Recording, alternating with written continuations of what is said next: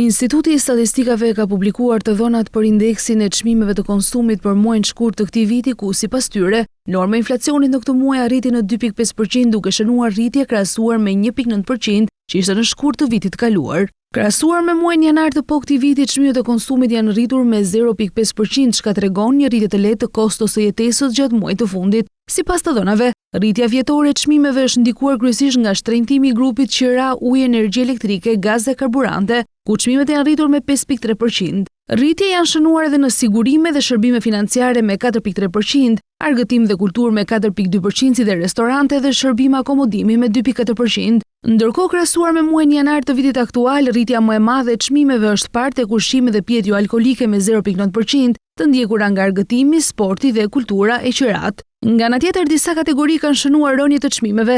Veshjet dhe këpucët kanë rënë me 0.3%, ndërsa një rënje e vogël është regjistruar dhe në informacion dhe komunikim, si dhe në kujdesin personal dhe shërbime të ndryshme. Çmimet e ushqimeve dhe pijeve jo alkolike shënuan gjithashtu rritje gjatë muajit shkurt. Sipas të dhënave të Instatit, u rritën me 0.9% krahasuar me janarin dhe me 1.7% në krahasim me të njëjtin muaj të një viti më parë, duke qenë një nga grupet që ndikojnë drejt për drejt në shpenzimet e përditshme të familjeve. Megjithatë, të dhënat më të detajuara për ecurinë e çmimeve të ushqimeve sipas nëngrupeve të tyre nuk janë publikuar së fundmi, pasi publikimi i fundit i tillë është bërë në dhjetor të vitit 2025. Duhet të mbajmë në konsiderat se konflikti në lindjen e mesme dhe rritja e shpejtë e çmimeve të naftës mund të krijojnë rreziqe të reja për inflacionin. Nëse çmimet e naftës mbeten të larta për një periudhë më të gjatë, kjo mund të sjellë një rritje të mëtejshme të inflacionit në muajt në vijim.